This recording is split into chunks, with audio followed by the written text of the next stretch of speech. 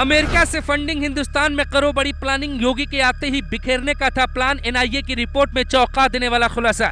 महाकुंभ में भी विदेशी फंडिंग के आसार, वहां भी मंच के पास पहुंचने का प्लान। एक के बाद एक कई सिंघम आईपीएस योगी ने क्यों उतारे। 7 साल बाद यूपी में ऐसा खुलासा, योगी भी हैरान। संभल हो या फिर कासगंज, विदेशी फंडिंग के तार 7 जिलों में अलर्ट पर एटीएस। आज जो खुलासा होने वाला है वो सुनकर आप सहम जाएंगे। योगी यूपी के सीएम बने थे तभी अमेरिका के वॉशिंगटन से फंड आया था।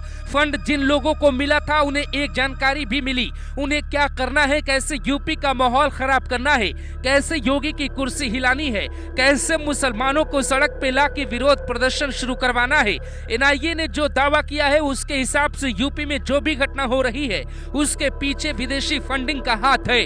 बहराइच में जो राम गोपाल मिश्रा को मारा गया, क्या उसमें भी विदेशी फंडिंग थी या नहीं, इसकी जांच हो रही।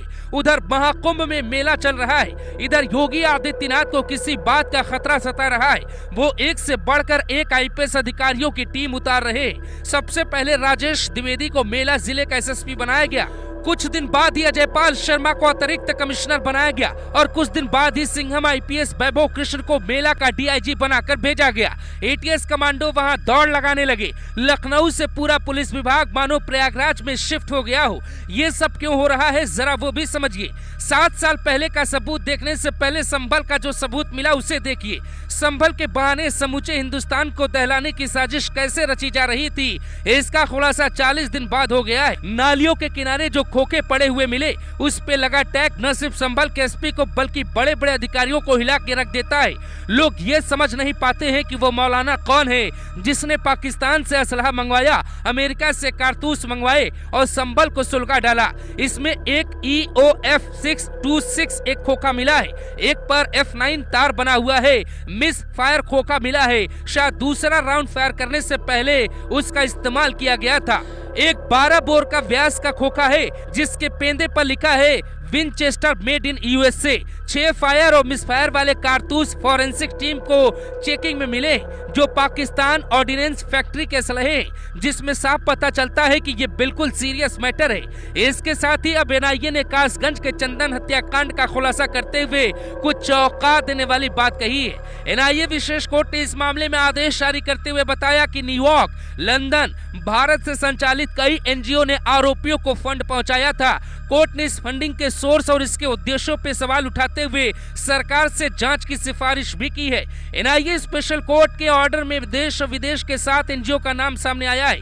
चंदन गुप्ता के हत्यारोपियों की मदद के लिए न्यूयॉर्क और लंदन से चल रहे एनजीओ से फंडिंग की गई। न्यूयॉर्क की alliance for justice and accountability, Washington से संचालित इंडियन अमेरिकन मुस्लिम काउंसिल और लंदन से संचालित साउथ एशिया सॉलिडेरिटी ग्रुप ने फंडिंग की थी।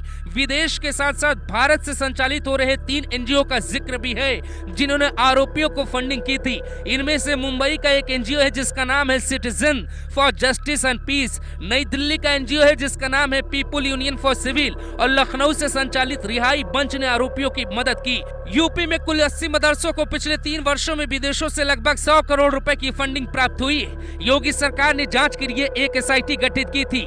जांच में शामिल एक वरिष्ठ अधिकारी का दावा था कि मामलों में पैसा सीधे इन मदरसों का प्रबंधन करने वाली सोसाइटी और गैर सरकारी संगठनों के बैंक खातों में जमा किया जाता है। जैसे चंदन गुप्ता केस में विदेशी फंडिंग के लिए एनजीओ का सहारा लिया गया, ठीक वैसे ही मदरसों के लिए एनजीओ ही ढाल बनाए गए। नेपाल सीमा से लगे जिलों में विदेशी फंडिंग से बने 13,000 अवैध मदरसों को बंद करने की तैयारी की जा रही है। शासन के निर्देश पे एसआईटी ने सूबे के अवैध मदरसों की जांच पूरी कर ली। एसआईटी ने शासन को अपनी रिपोर्ट सौंपी है। इसमें अवैध मदरसों को बंद कराने की सिफारिश की गई है। ये अवैध मदरसे महाराजगंज, श्रावस्ती, बहराइच समेत 7 जिलों में। प्रत्येक सीमावर्ती जिलों में ऐसे मदरसों की संख्या करीब 500 से ज्यादा है। मतलब साफ है, कुछ भी हो जाए विदेशी ताकतें हिंदुस्तान को हिलाने की पूरी कोशिश कर रही है, लेकिन कामयाब नहीं होंगी क्योंकि प्रयागराज में खबर लगते ही एटीएस भी पहुंच गई है।